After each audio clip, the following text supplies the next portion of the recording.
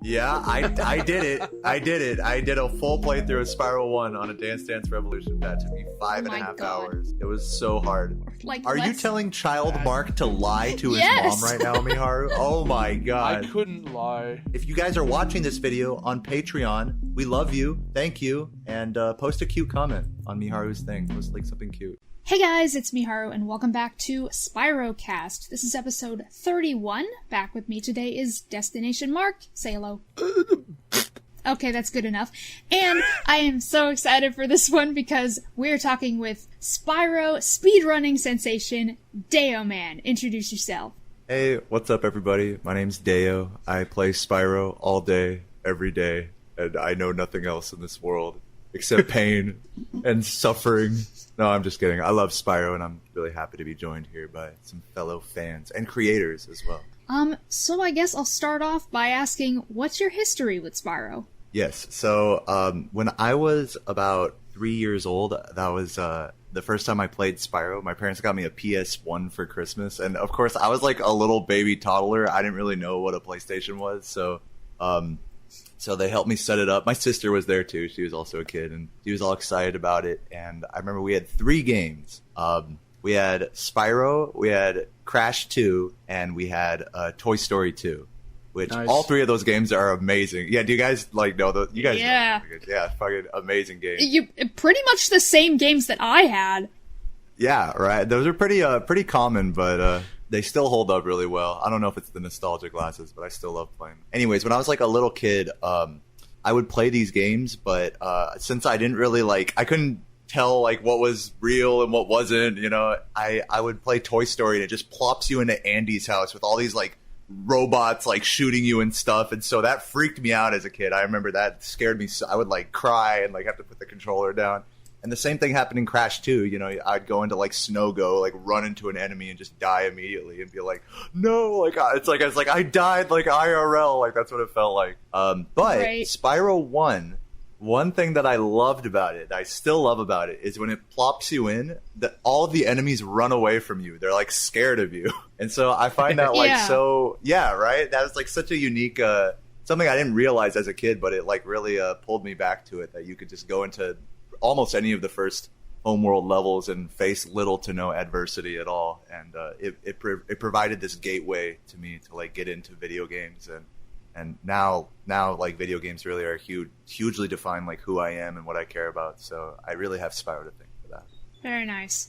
What are your favorite and least favorite games? Well, I only have ever played the original trilogy, so I know I'm like not like a true like crazy Spyro fan, you could say, but I've obviously over the years I've seen like a lot of like Enter the Dragonfly, A Hero's Tale from other streamers, and just like friends that I know that like are into those games. Like everyone loves A Hero's Tale. Like what are you guys' takes on that game?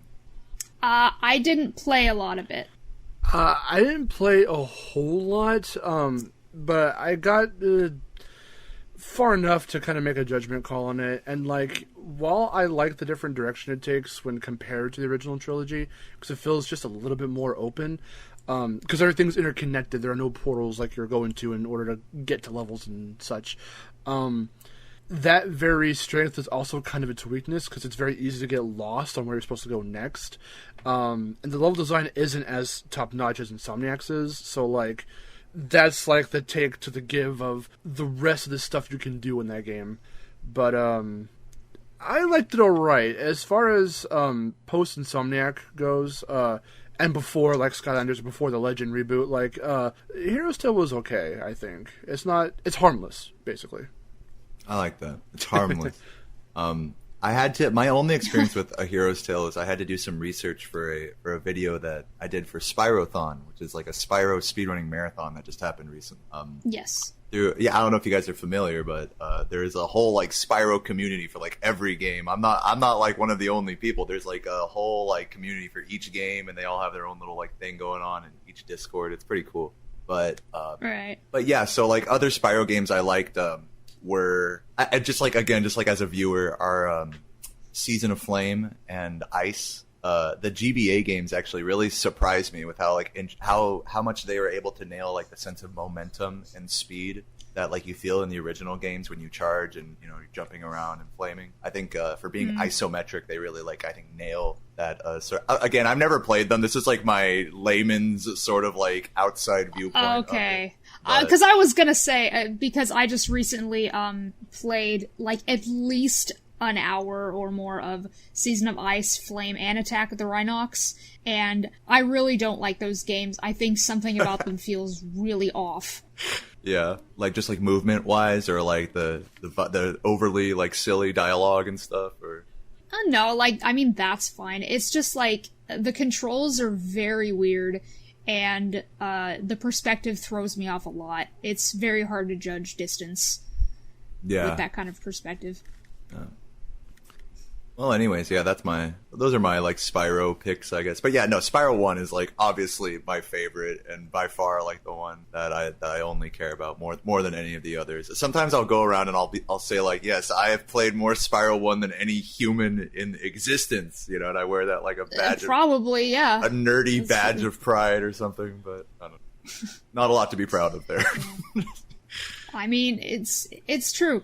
I mean, when I looked on that, the site with all the top speedrunners, and I saw you're the number one in Spyro 1, like for both 120% and any percent, I think. That's correct. That took me a very long time to achieve, by the way. I've been speedrunning Spyro 1 for about 8 years now, and for 6 of those years, I wasn't even in the top 10. And I would like play, pretty consistently. Maybe not every day, like full-time streamer like I am now, but you have to work really hard at a speed run to actually get like for such a competitive game, like Spyro. It takes a long time to get to a high level in those games. So I'm really proud of like where I am on the leaderboards now. I know it might sound like not that much humility, but I'm really proud of that. So thanks for acknowledging that. That you're warming my heart right now. Oh, yeah, of course I would acknowledge it. I mean, geez, when I found out, I was like, whoa. Like, that's a huge accomplishment, honestly. Yeah, thanks. I mean, it's also not every day that you really get to talk to a speedrunner like this, because I've been watching GDQ stuff for a couple of years now, and I'm not a speedrunner myself, and I don't think I have it in me at the moment anyway to start learning certain games for speedrunning, but watching it interests me a lot, and so I've seen different people take on Crash and Spyro, and tons of other games as well.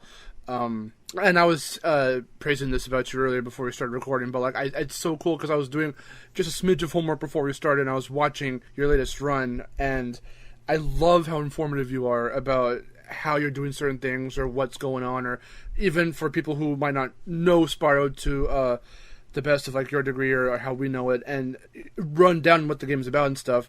Because certain people will sometimes like play a game on GDQ and be like, have the couch explained for them because they have to focus, or they're just not super talkative, which on one hand I understand, on the other hand it's like, I want to know what you're doing and you're not really explaining a whole lot here.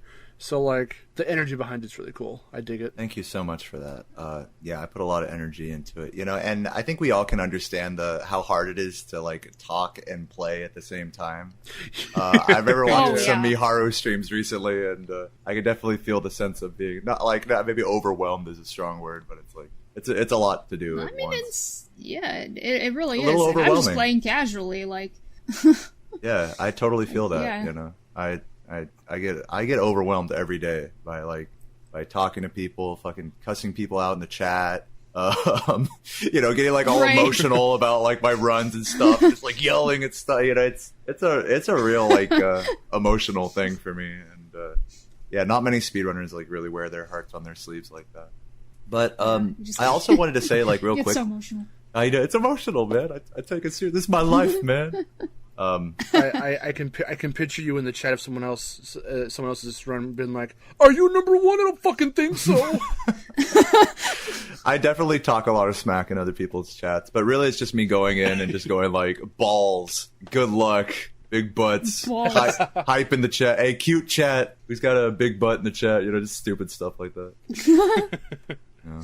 But I wanted to say real quick while we're talking about like speedrunning for a moment is, for you guys, I know you guys are Spyro connoisseurs and fans of like these games from this era. Speedrunning doesn't really have to be this hardcore thing that, in my case where you're like trying to grind to be like the best or anything. You could just like really just turn on a game and just turn on a timer and just see what you get and just kind of go from there and see what you like and try other stuff. One really fun like stream that I've been watching lately is from this Spanish girl named Buchism, and she did a really cool what's called like a BizHawk shuffler. BizHawk is an emulator, and she had all 6 of the original Spyro trilogy and the Crash trilogy playing. But what would happen is it would switch games every 5 to 30 seconds while she's playing. So yeah, and she was trying to complete every game 100%, and it took her 3 streams to do it, and each stream was like 10 or 12 hours. It was like, imagine that you're about to like do a jump or something, and then it's boom, the game switches, and then you like die when it comes back to it, So. Oh, I can't imagine the anxiety that would give me. Yeah. Here's where you can see the difference between Miharu and I. She says, "Ooh, I don't like that." I'm like, Like, go interesting on. idea. And I think that's how we naturally think that, all 3 of us naturally think that way about like any topic that like interests us Spyro related. I mean, these games are like really, frankly, like really old, and it could be kind of hard to try to conjure up like ideas for like what is something that I think like fans of Spyro would like to see, or like a video of, or some kind of commentary. And I think it's really cool that there is still like a fandom out there of people that are like, they're basically just like us. It kind of surprised me how many people are still fans to this day. Right. Yeah, it surprised me too. I mean, when I was a kid, nobody knew what Spyro was. I was the only person. Exactly. Me too. Everyone knows like Mario and Zelda, and those are like popular games and series and things like that. And everyone knows like newer titles, like Among Us or anything like that, Halo. I don't know, but it almost feels like Spyro or Crash. It feels like these series, it almost feels like they're like these, I hate to use the word like a dead franchise, but they're from another era. Like they were like the Mario and Zelda of like their day, when we were little kids. And I think a lot of people do like remember that, and it's kind of interesting to look at it like in 2021, where you have like Reignited and Insane Trilogy and Crash 4, and looking at the landscape of these games now, it's a lot different than it was for us when we were kids. So trying to navigate that and trying to keep that like that old nostalgic feeling alive, I think through our videos is something that I really admire about what we do from a broad sense. Yeah. And I know that, like, we were actually talking, it was during one of your runs, you said something about, like, when you're talking to someone and they go like, "Oh yeah, Spyro, I've played that game." And I was just like, "Oh, I know that feeling." Yes.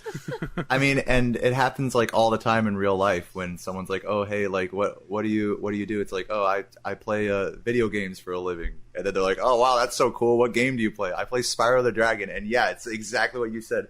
9 times out of 10, half the time they're either like, I don't know what that is. But the other half of the time, they're like, "Wait a minute. Like, isn't that the purple thing, right? The dragon, the whatever." The purple thing. Yeah, the purple whatever. And it's like, it's so crazy to see this like dormant memory in their head, like get awoken, because like I said, it's like, it's almost like this franchise you would never hear about unless someone like told you like, "Hey, this still exists," Meanwhile, when you're a fan, it's like, damn it, man, Grimace is a purple thing. Yeah. Spyro the I was Dragon. gonna man. say, is this a game about Grimace? Oh my god, I was just gonna say that. The similarities are uncanny. I think, though, that could be chalked up to 2 things. Number one, the marketing push, because Activision, for as much flack as it's been catching, whether it's now or beforehand, years ago, they have, I think, been doing a very good job at pushing Spyro and Crash, so that way not only is it hitting us who grew up with both of them, but like the kids who might want to get into it too, because they're happy, fun cartoon games. And when these games were still brand new back in the 90s, like, it had its big push because they got hella popular. But then once the respective rights were given away and all that, and they went third party, like, the marketing was not fully there. Universal didn't do the greatest job at keeping that up. And so they kind of just fell into obscurity just out of circumstance until the resurgence come 2017 with Insane, and then it just never stopped from there on out. 2 would be the fact that, and Miharu's been pissed at this for like the longest time, that Crash just has more recognition than Spyro does. So it's completely out of the hands of like any one person. It's just the fact that not only did Crash start first, but it went international. It is a huge thing outside of the US. And Spyro, tried, but it looked like, Crash kind of succeeded more on that front. Both of them are still synonymous with PlayStation today, but, like, look what we have now. Spyro still just has Reignited, even though he's made appearances in CTR, Nitro Field, Crash 4 as a cameo, and then being in Crash on the Run. But he's just been cameoing for the longest time as of recent. Yeah. It really sucks how Spyro's not getting as much of the spotlight as Crash is. Do you guys have hope for Spyro 4? Yeah. Do you? Oh, dude. Absolutely. Really? I don't. Oh. I do not think it is happening, personally. That is my humble, opinion. Oh, that's too bad. I hope it happens, but I'm just saying, like, realistically speaking, I don't think it's going to come for, like, a long time, And personally, for me, I think I'm so, from my perspective, I'm so, like, marred by my love of the original game that I can't even come to really appreciate games like Reignited Trilogy or Insane Trilogy. To me, it's like I just want them to be the original. And All right. you guys know what I mean? Yeah. It's really funny because I happen to be a lot more critical when I play stuff like that, and because I literally grew up with Crash, and it's like Crash 1, which everyone gives throws flack at for being like, that's the hardest one in the original trilogy, and you can't even save the right way because you have to either get a gem or complete a bonus round before you can save. Like, I grew up on that shit, so, like, I do not mind it at all. I see Insane and I go, it's still fun, but you can tell they are trying very hard to stay one-to-one when it is literally impossible. And there was, like, a whole thing I talked about. I made up an analogy called the circle analogy, where it's like, I'll be like the original devs, and I'll draw a circle on a piece of paper. Now, that's my circle I created, so it's perfect the way it is. People love it. Awesome. My little brother comes in. He represents the modern current devs trying to do the remaster. He'll make his own circle based off of mine, and it can look very damn similar, but it's literally not going to be the exact same one that I did. Yeah. So, like... Yeah, I like that analogy. I mean, I think it's true in the case of, like, just talking about Reignited, at least. I think it does look very similar to the originals, and I think they try to emulate a lot of things. The originals, like the sense of speed when you charge and move around. But at its core fundamental, the Unreal Engine is different than the physics engine of the original games, and so the way you move, the way you optimize your movement, and just navigate the world, it ends up becoming a lot different. The fact that you can actually snap in any direction without having to worry about turnaround animations or the camera. That's like that's like completely changes everything, amongst other things. But to your point about how these, with these like remakes, that they're sort of trying to, like, how much are they trying to make the same circle as before, just prettier? And that they'll never, like, really create the same circle. Like, again, I think that personally, if they were to make Spyro 4, I would want them to do something different, something a little bit more unique. And I kind of wish they had done that a little bit with Reignited Trilogy, where maybe they added in some extra levels or, like, maybe some different mechanics or something like that. Something where it wasn't just like a one-to-one recreation of the originals. And with that said, Reignited is a really great game for what it is. But that's like on the topic of, like, what I wish. I wish they'd have kind of, like, taken that originality a little bit further, personally. Because what I like to think about is the fact, and I'm sorry that I keep bouncing back to Crash. I will stay on Spyro, I swear. But that's okay. Crash, no, because it's very comparable. Yeah. Miharu's scoffing at me. But the thing is, because it leans into Spyro 4. The thing is, when you apply the circle analogy to Crash 4, because it's supposed to be a sequel of sorts, it takes the classic gameplay and slightly reinvents it. It remixes it. And that was really cool, because I wasn't expecting that. I had made a video on my channel a while back about my stance on a quote-unquote true Crash 4 or true Spyro 4, because we already have Crash 4 and Spyro 4 in the Wrath of Cortex and Enter the Dragonfly, respectively. So I made a video going, okay, if we get a Crash 4 and they call it Crash 4, I don't want it to be like the same linear style, only because because we have a ton of games already like that. And for Spyro, we have a ton of games where you collect treasure, flame bad guys, and charge through chests. I want to see something, a little bit different. So it was much like what you were saying, in a way. And then Crash 4 does come out, and it's real, and it's the same linear platforming, but they added mechanics to it that heighten the platforming and complement it. And I was like, okay, I wasn't expecting that. So then I started making videos about a hypothetical Spyro 4, being like, well, what if the devs did this with Spyro? What if they invented new moves that take advantage of, or power-ups that take advantage of, like the horns and his wings and stuff, like more than what we've gotten in the past? And that could be really cool. I could see some cool tech with that. Yeah, I agree. Like,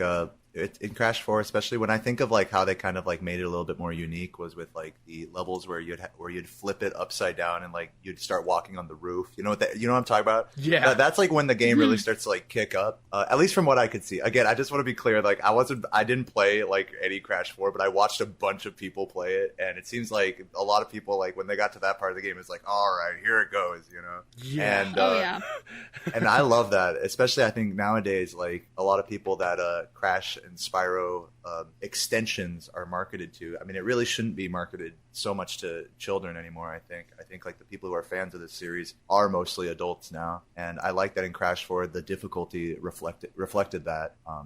And I think personally, they could have gone even farther with by breaking the linear design of Crash 4. I mean, one thing that I really love about Spyro is that most of the levels have an open level design. Like you can just go anywhere in them and complete them at your own rate. And that's one thing that is a huge difference from Crash Bandicoot, any of the Crash games, that it really sets it apart, I think. And so I think if Spyro and Crash were to like sort of switch roles in that way, like a little bit more like linear design in Spyro with some of the wackier power-ups, and then like some more open level design in Crash, or vice versa. Maybe like vehicles. I don't know. Yeah. There's a lot of, there's like any number of like directions that I think an original concept for Spyro 4 could go, and I can't even like begin to have that level of creative, like, oh, what if it was this? What if it was that? Exactly. Like, I mean, it's hard to talk about that kind of stuff. Like, everyone's always like, how would you write the next game? And I'm like, one thing, I can't think of things like that. Like, that'll take a very long time to even come up with ideas. And the other thing, nobody really cares what I think. Like, yeah, I get that feeling sometimes too. Like who cares what my take on like Reignited or whatever it is? I might as well just like be like, yeah, it's a cool game, whatever. Yeah, it's like everyone in my chat like, hey, are you gonna try Reignited? Like, no. I mean, I love the game, whatever, great game. Yeah, it's like, this is my idea, and then like, but everybody else just tells me their ideas, and I'm like, that's cool. Why did I tell you my idea? That can I talk about that for a moment? Because one thing I love about people that comment on like Spyro, or Crash like fandom type like videos, is that it's always like, so it's like a long ass, like you can tell a true fan in the YouTube comments like immediately, right? It's like a long ass like oh well, man, I started playing this when I was 6 with my grandma's dog's boyfriend, and we were just going to the store and everything was all peachy, and man, I wish it was back then. So I think for Spyro 4, they should incorporate rocket ship booster skateboard rocket pads with a twist, mint flavored, and that would be really cool. That reminds me of my grandma. Anyways, great video, like they write like long ass paragraphs. Yeah, like an essay. Just like, here's all right. my thesis statement. Yeah, you'll get a lot of thesis statements in your YouTube comments, right? Like you guys, I'm sure you guys know what I'm talking about. Oh, it's I funny get a lot. because Exactly. Yeah, it's funny to me.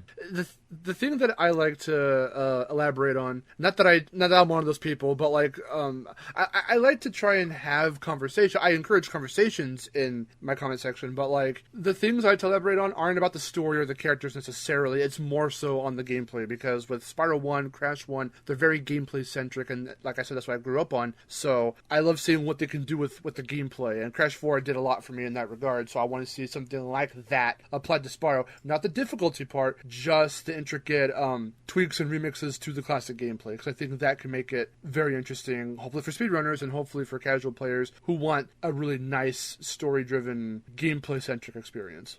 Right. I feel that. Yeah. I think, well, I mean, one of my questions was, what are some of the most important things that you think a new Spyro game should have? And we kind of been talking about that. One of the most important things for me is I think a majority should focus on Spyro. Yeah. Yeah, like a little bit more like on the story and like the character development. You know, I think that it's definitely a series that lacks character development at times. Yeah. I think, hey, I mean, Miharu, you're a big Bianca fan, right? Well, That's Bianca is me. like one of the only characters in Spyro that actually has like character development throughout Spyro. Exactly, and that's why I love her. So I agree with that. Just like from a writing and story standpoint. Sometimes, I mean, I think a lot about Spyro 1 and how it could have been better. And I think about the final boss fight, how it's just like you just run from point A to B and just kill Nasty and that's it. And I think, well, how could this be better? And I think like, well, what if there was like this dialogue between Spyro and Nasty where, you know, Nasty tells Spyro that really the dragons were the ones manipulating him behind the scenes. And then Spyro's in this moral quandary and you can like take like a branching path, you know, like that would have been like so cool. But it's all That like would've been you really say, cool. it's all like You could be a paragon or a renegade. yeah, exactly. But it all has to do with character development, you know, and that's something that I think part of the game design of Spyro and Crash is that they're meant to be simple. They're meant to be like these easy to understand, like kind of kids games, Yes. right? And that's what I'm saying is I think the focus, like, I think it's worth developing into something, not necessarily that's like a M for mature, like, you know, blood and guts everywhere, but just something that's like not afraid to tackle a more like adult, more adult concepts. And feelings and like things about trust and love and pain and sorrow and things like that. All I think things it's really that we cool. feel when we're playing the game.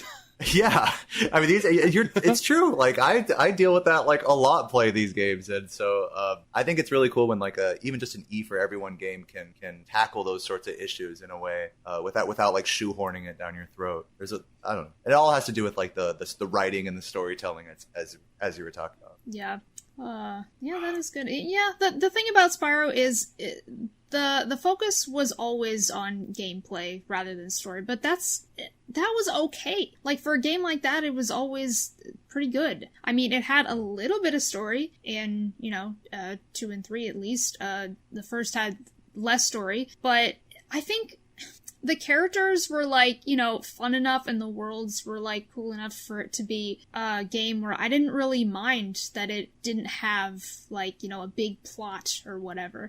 Games like that nowadays, it's really not the same. Games that focus, solely on, gameplay. It's like, oh, this is a platformer game. It's like, cool. It's not Spyro though.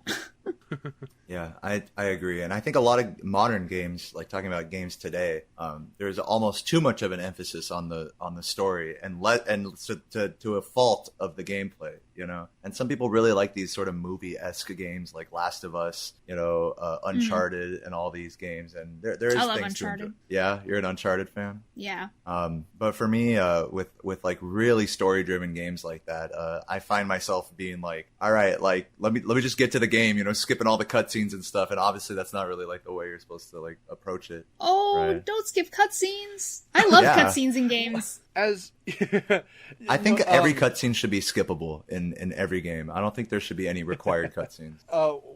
I really want to get into making my own games very, very soon, and I want to start small with some 2D stuff, but then later I want to go into 3D games, and while I want them to have like a semi-cinematic feel, I do want... There's got to be a fine line, and I want to try and see if I can push myself to discover where that is between how much story, lore, character development you can get through cutscenes, but then if you want to skip them, how much can you get through visual storytelling or simple character interactions that don't interrupt the gameplay, and things you can find, characters you can meet, or fight before they befriend you, or whatever the case is. Like, there's got to be some way to marry the two concepts so that way it doesn't feel like you're running between cutscenes, running to the next cutscene, whatever the case is. There's got to be something there. A lot of games are like that, where you just run. You like, here's the game, and then here's the story in a cutscene. Then here's the game, then here's the story in a cutscene. Yeah. And you're right. The best games find a way to tell you the story through the world that you're exploring. Through the you find some secret area, and it totally blows open your mind about the lore and the background of the game itself, because you see some like skeleton of like a dead warrior that was like gonna fight the final boss, and that has some interesting information or something like that. That's, by the way, like stuff like that about like world building through like the deeper you explore into a game, into an actual game world without cutscenes.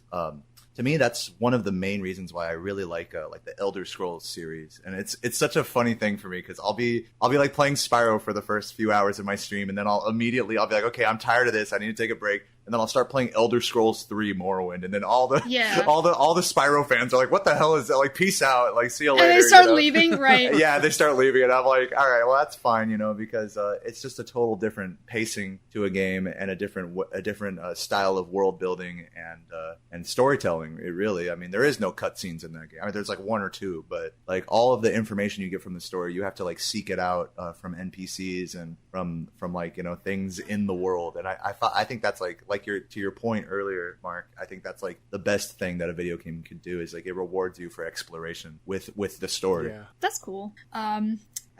So what was it like going from, you know, just being like a casual Spyro player to a speedrunner? That's actually a really great question. There was never really a super strong moment, except for when I really... Here's the biggest moment, the biggest standout moment from when I went from a casual player to a speedrunner, is I completed all 3 files on the memory card of Spyro 1, 120%. And I don't know if you guys have ever like 100% in more than one file in a game before, but... Absolutely. Yes. Oh, yeah. And so tell me you don't get this feeling at a certain after your second or third, you know, full playthrough. That after you finish it, you finish that last file or whatever, and you're like, all right, I've seen everything in this game. I've sort of, in a way, I've sort of like mastered it. I've seen all that it has to offer me. And at this point, if I play it again, it's not going to really be as, you know, original. It's going to be like a more, each time I play through it again, it's going to be like a deader and like less intriguing experience. It's going to be, you start to feel the boredom set in with a game. Do you guys know what I'm talking about? That sort of feeling? Sometimes. Not with Spyro. I don't get bored of Spyro, but that's, you know, with other games I might. I started to feel that with Spyro 1. I completed the third file 120%. I felt like, all right, well, I've seen everything. And so I felt like I was in this position where I either put this, I remember asking myself this is back in like 2012, 2013. I was like, I either put this game down and probably don't pick it up again for a number of years and then just pop it in for a sec and then whatever. And then that's it. And indeed, you know, we're all like that with a lot of games, you know, where it's like, all right, here's this.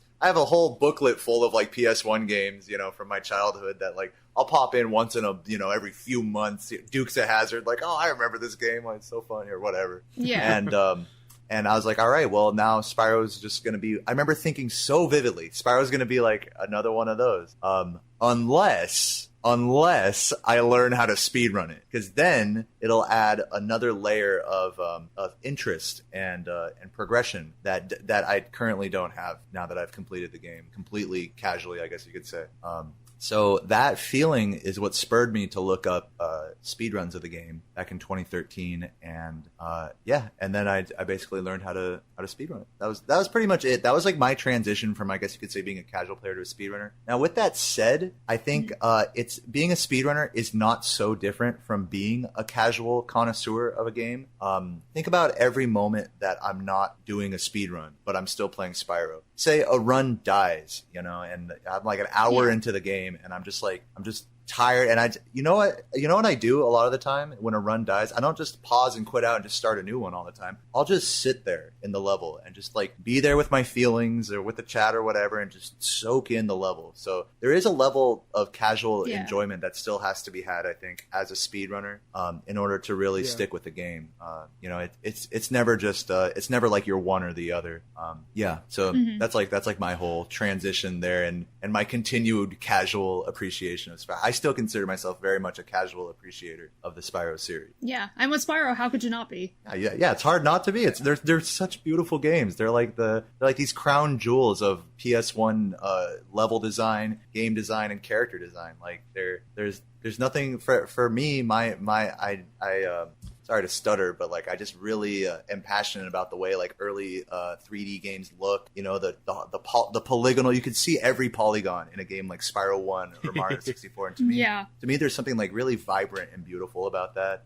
That I think kids nowadays like they might see that as like bad graphics or something, but I think we see that as something really endearing and beautiful. Yeah. I mean, the more you look at indie games that take on that exact style, it's funny because when retro stuff started to really come back in the industry, and you really got to see like those types of games come back through indie developers and whatnot. Like it was always the 8-bit or 16-bit games that were getting like remade or getting done from the ground up by fans of like Super Mario Brothers or Metroid or something, and that was always the style. That was the retro game. But then you never really got to see N64 or PS1 era games, come back and have indie developers today make games intentionally in that style. But there are some there. And if you catch up on events like the recent, what was it called, Hub World, which was the 3D platformer direct that they had, where it was completely run by indie people for indie people, and showing off just all these cool games that devs were making, all about platformers, and some of them were in those direct styles, and it was so cool to see that. I agree, and a lot of like the modern interpretation of like a retro style from like this early era of like early 2000s, late 90s 3D game. That interpretation of retro usually translates into some sort of cell shaded type thing, when really I think what we're talking about goes a little bit beyond that, to where it's trying to achieve realism with a small amount of resources, without being afraid to just like slap a texture on top of like a polygon and say, all right, this is your face, and it's like sort of nightmare fuel in a way. But looking back on it now, it's really I think there is a niche, like as you said, I think there's a real niche for indie developers to capitalize on the style of early PlayStation 3D game or N64 3D style games, and it's a lot deeper, I think, than a cell shaded game on PS5. Where there's one that was out on the PlayStation Direct. I want to see if I can find it. I forgot what it is, but anyways, that's my thoughts on it. Oh, also, since we're talking about fan games and like in that style, Zera Myths Awaken, that game is like, I think, a really great example of that, of a game that's like true to that style of aesthetic design in a game. Yeah, especially since it started out as a Spyro fan game. Yeah, I mean, you can really see it, that it's like, this is inspired by not just Spyro, but like the original Spyro trilogy, not just the concept of Spyro, but the actual aesthetics of those games. It was funny because I think they just slapped like these reskin textures over Spyro when they were first transitioning over into Zera, and then like the more they built and made her own model and stuff, you can really see how then they gave her different moves that Spyro doesn't have, and they started to differentiate the look of Zera from the look of Spyro, and so it still feels and looks a lot like Spyro, but it is in fact its own thing, and I think that was really cool to see that evolution. Mm-hmm. Yeah. Okay. Oh, what is your proudest moment in your speedrunning career? My proudest moment in my speedrunning career was getting a 1:22:13, which was my first world record in Spyro 1, and for a few different reasons. This was in late 2020. I got this time in Spyro 1, and it came off the heels of, like, I think a lot of emotional moments for me where I thought I was never going to beat the guy ahead of me, because he's really good at the game also. And yeah, who is that again? His name is Saboom. He's such a great guy. I've actually hung out with him in real life. He's a really nice guy, and I love him. In fact, me and him are going to be, I'll take advantage of this podcast totally to plug, we're going to be doing a little race series starting October 4th. Through October 4th through the 8th, we're going to be doing one race per day of Spyro 120%. That is, we're both going to be starting the game at the same time, and whoever finishes first wins. We're going to be doing a best of 5 races, and the winner of the best 3 out of 5 races gets $120 from the other player, because it's 120%. Oh, I love that. Yeah, it'll be really cute, really fun. But yeah, Nice. But going back to your question, when I first got world record in Spyro 1, it was a culmination of years of effort and just to get that time. The previous record before that was a 1:22:40, and the time I got was a 1:22:13. So I beat that time by 27 seconds, which is a lot. Ooh. And when I did that run, I mean, there really was no like greater feeling of being on top of the world, no greater like pride I think I've ever felt for just something I've done. No amount of like practicing for any music or anything that I ever did in school or anything that I ever tried to do in my life took so long and felt like so gratifying to do. There was like, hundreds of people in my stream like gifting and stuff, and then afterwards my friend makes a video about me, and then I get Twitch partner, and so all of these things just started happening to me after this world record. And that's not to say that all that's valuable is a world record, but what I am saying is what's valuable is the journey, having some sort of payoff, having some sort of like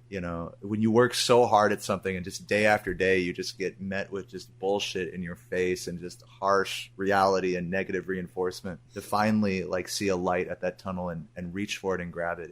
It's a really, it's something that makes me really emotional to think about. Yeah. One thing that I love about Spyro and speedrunning Spyro is that the games naturally lend themselves to trying to complete them quickly. Like what you guys are saying, like even though you guys don't consider yourselves speedrunners, like you definitely are like moving around the world using the charge button, rather than walking, right? So Yes.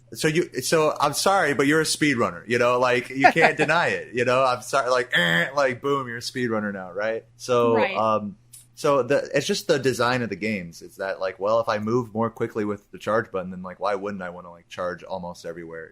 Right. That's why it kind of bugs me, like watching somebody like play for the first time and they're not like charging everywhere. I'm Yeah. just like, please charge. Like why? When people use charging only as an attack, it feels really wrong, right? Oh yeah. It's like, what? Like it's not. It's like it's a movement thing, right? No, Right. but it's. I mean, it's, you can still walk around just to like. Sometimes I do it just to if I want to go slow and like appreciate like where I am, and then like I Soak it in. want to put like push forward just a tiny bit on like the analog stick, so Spyro will do that cute little walking yeah. animation. Oh, what you mean? Or like he'll do like the perch on like the edges of like a That cliff is or my something. favorite. So cute. It's adorable.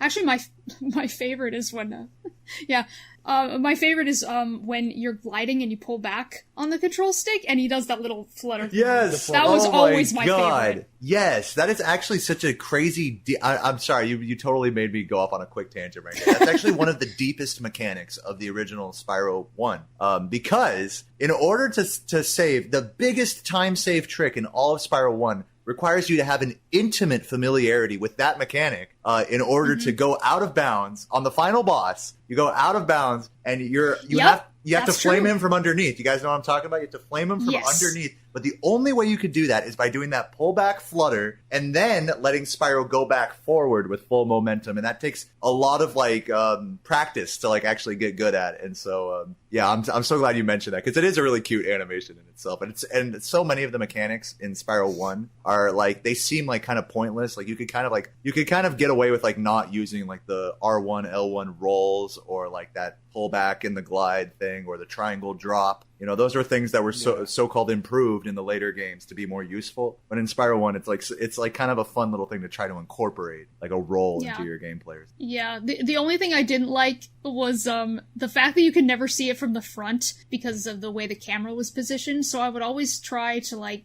in Spyro 2 specifically, I would go up on top of the big staircase in Winter Tundra, and then I would glide down and try to turn the camera around while I was pulling back just to see him like do the flutter from the front, because I was like, oh, it's so cute. And when he flames while he does that, like his neck like goes Yes. forward super hard and back like yeah, it's very cute. Breakneck Spyro. Oh God. But yeah, I mean, just to like put a bow on that topic about like, speed running versus casual, it's like with Spyro, guys, like we're not so different. I just have like really, like you said, I've just like really dug into the discipline of it. But you guys are also speedrunners in your own way, so we're not so different. Yeah. You just do it competitively and we do it casually. Casual Yeah. speedrunning. I'm literally going, yeah, you guys are doing casual speedrunning. It's so true. We're not so different. The only difference is that I'm literally trying to be perfect, which is just a fool's errand for a human, but such is the nature of it. Oh my God. I guess since I asked what your proudest moment is, what is like your worst moment in any speedrun that you've done? Well, how about yesterday? One of my worst moments was, and I'll tell this to to the people who are listening right now.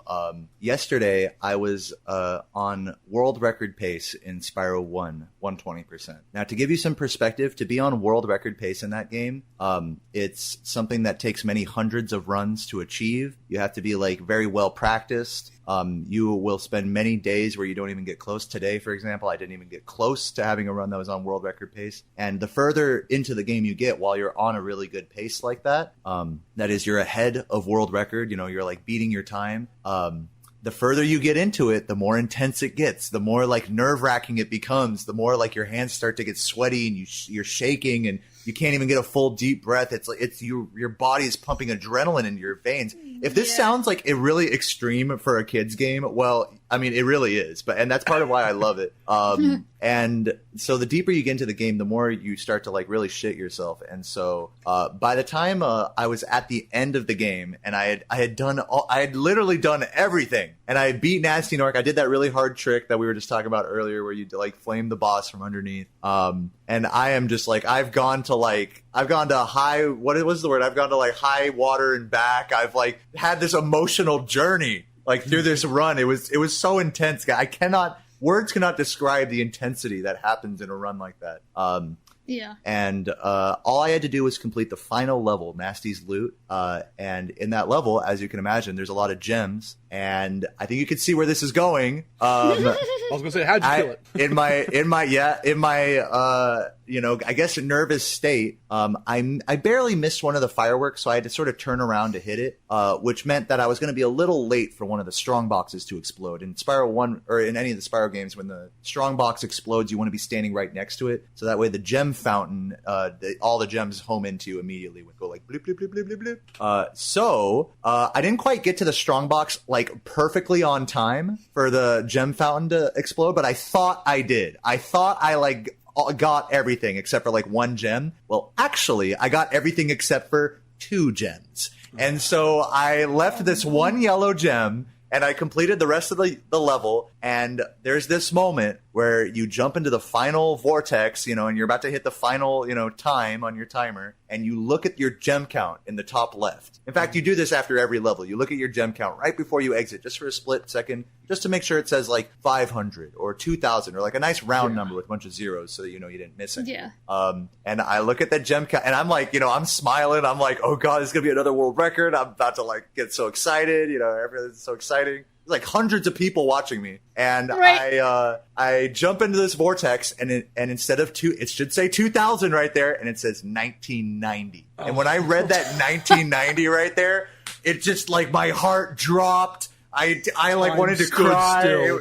It's just in one moment, in like from like that quick, it goes from like, this is amazing to, wow, all around me is fire and pain, and nothing is like, it hurts. It hurts so much. Guys, I cannot describe this to you. The amount of like emotion that goes into like what I'm doing in this game is quite honestly staggering. And I couldn't help. So, to kind of take a step back, you see how like animated I am about this and how like emotionally invested I am. In moments like that where I'm sort of like overwhelmed, like anyone would be in that moment, my natural reaction was to just laugh. I was just like, I remember my reaction was just like, and I just started like cracking up because it's so fucking silly, dude. Like, here's this kid's game that I've been playing for 8 years. And I'm like, I broke through. I haven't gotten a record in like months, and I play this game every day for hours. And here I am on the cusp of it. And this one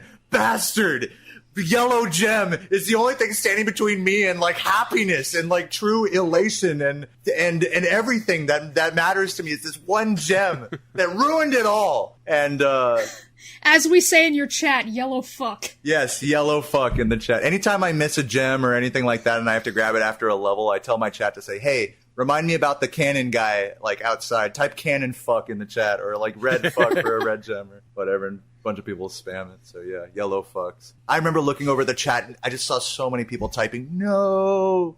Oh my god. There is like, it's hard to top like that amount of I can't even describe. There's no word for it. Like, you just can't know what that feels like until you're sitting in the chair. Like, You know also what it's very easily to blame something like that on? The fact that Spyro doesn't have a designated HUD button. You can't check what you have. Like, when you're collecting stuff, gems and whatnot, you can see your total rack up, but you can't, like Crash, triangle brings up your lives, your Oompa Fruit, your box count. There's nothing like that for Spyro. So, like, I've played enough to know in Nasty's Loot that 950 is everything in the main area before you go in and get the rest of the purple gems. So, but if it was so easy to just okay, 950, boom, I'm there. Even if you can integrate just checking real quick into the run, it would help so much more. But Spyro does not have that. So yeah.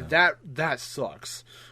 Yeah, it's all right. I'm not worried about it. I know in Reignited they added the little like I don't know if you like press triangle or one of the buttons, but like Sparks like he does like a little gem finder thing. You guys know what I'm talking about? Yeah. You'll like point at a gem that you're missing. Yeah. Something that was added in the original Spyro 2, but only after you defeated Ripto.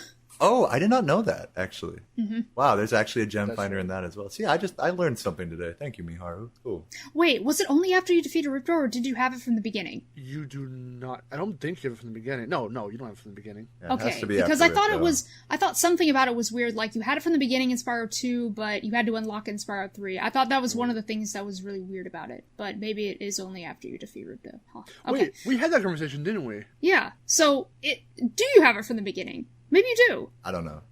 I don't remember. I don't know. You'd think I'd have played more Spyro 2 by now, but I have not. Most people who like speedrun Spyro and like get to a high level like this usually like play the other games, but I don't. I literally just play Spyro 1. I saw you try to speedrun, or at least tried speedrunning strats on Spyro 2, and that was pretty funny. Thank you. You know what's crazy about that is I went into that playthrough being like, all right, this is going to be a casual playthrough. I'm not going to try to do any speedrun stuff. And then literally the moment I get in there, I'm like, okay, how do you double jump? All right, we're going straight to Glimmer. You know, like, all right, boom, boom, boom. And then it's like, all right, I never did climb skip before. Looks like we're grinding this out for an hour. All right, sweet. Like, I got it. Now we're going to do gulp skip. It's like my mind is just completely like marred by years of watching Spyro 2. Like, I don't even want to play the game at like normally. Trying to do gulp skip is the funniest thing. You were just like, all right, like, let's try it this way first. And if it doesn't work, I'll try it the other way. Fuck! Yeah, no, and then when you break the wall by accident, oh my god, you have to load a save file. Oh fuck, dude, that made me so mad. That took me my video. I had one of my video editors like put that all together for me in a little edit, and it took me like I think 26 attempts at gulp skip, with each attempt being like me having to go back and do climb skip or like load a save file because I accidentally broke the wall, or you know, it's fuck. It was something else. I mean, but it makes you appreciate I think the people who are actually good at those games when you actually attempt to do what they're doing. You know? But yeah. If you just left it right there, that would have been the funniest shit. It would have summed everything up about just how instinctive your mind goes when you're trying to, how like just reflex it is to be like, okay, I'm not doing strats here. How do you double jump? Yeah, I mean, it's just like we just want, at the end of the day, you just want to play a game the way you want to play. You could go into it being like, all right, I'm going to do it like this, I'm going to do it like that. But, you know, when push comes to shove, you know, and you want to do something, you're going to like do it in a game. Like it's just exactly. Kind of like that. It's the same thing with like like Skyrim, you know, it's like, all right, this character is going to be a mage this time. And then 5 minutes later, all right, I'm a sneak bow user, you know, spell, you know, bow guy, you know, that's like the meme, right? Every character turns into a sneak bow user. So it's the same thing, because it's like you just naturally are going to do what's the most overpowered thing, or whatever you think is like the most sick thing. You just naturally gravitate towards certain play styles, I think. But like, you trying to, you know, do those strats on Spyro 2, and you're just like, I'm not good at the double jump, and like, you nailed it most of the time, while I struggle just to do one, and I'm just like, how the fuck? I still can't do it. At all. I've never done it successfully at all. And I've tried. I've done it a few times, and I'm always like, yay! Like, I have a huge party every time I do it. A single double jump, like not even going anywhere, just like on flat ground. Exactly. Awesome. Yeah, man. It's crazy with Spyro 2 speedruns, how just by virtue of the double jump existing, it's crazy how much it turns the game into like a vertical sort of approach to everything. Everything is so vertically, like you just go straight out of bounds in a level. It's like out of nowhere, it's like, all right, here goes Spyro going straight up, you know, this ledge or somewhere else, you know, it's like, wow, you know. I just want to say, like, while we're talking about like how amazing Spyro 2 runs are, shout outs to Lulu Patate and Spora7, who are the any percent and 100% world record holders, respectively, in Spyro 2. That game, just as much as Spyro 1 and 3, for that matter, have very long and storied speedrun histories. So I want to make a video about each of those one day. For now, I'll stick to my regularly scheduled programming of speedrunning Spyro 1. Speedrunning Spyro 1, yeah. Okay, well, that's gonna do it. Thank you so much, Deo, for being on this podcast. I love you, Miharu. I love you, Deo. I'm a big Miharu. Yes, Miharu hype. Shout out to the Miharu patrons that made it to the end. I love you guys. You're the cutest chatters of them all. The cutest chatters. The weirdest, cutest chatters. Yes. Yeah, Miharu fans for life. I love you, Mark. I love you, Miharu. It was a pleasure chatting with you guys. I hope to catch up with you guys again at some point in the future. If not, at least in a little chat here or there. But, Definitely. Yeah. I'll Good vibes, always man. try to catch your streams. Always be in them. Yeah, and yours as well. Too. I'll catch those YouTube streams every here and there. I'll be in there. I'll pop in next to Kari. Me and Kari Yeah. are gonna be popping off in the chat. Yeah, it'll always be you and Kari. Next time I do a Spyro stream, I expect you to just be like, "Fuck!" and just say something random. Yeah, I'm subbed now, so you better watch out. I will pop in. You better watch out. You just say Little fuck in the YouTube. chat and then you leave. I just Fuck. leave. Good luck, ball sack, and then I'm gone. Is that what you do to everybody? Yes, that's not even a joke. Yeah, I do that to everybody. Ask any other streamer. That's like exactly how I interact in chat. Anyways, The stream crashed on Monday. Now I think it's gonna be Spyro. Okay. hey, follow your heart. Love you guys. You're the best. As always, don't forget to subscribe for more casual gaming content. If you want to be on Spyrocast, there will be a link in the description below. So, until next time, this is Miharu, signing off. Smoke weed every day. Yeah, you already know, Mark. You already know.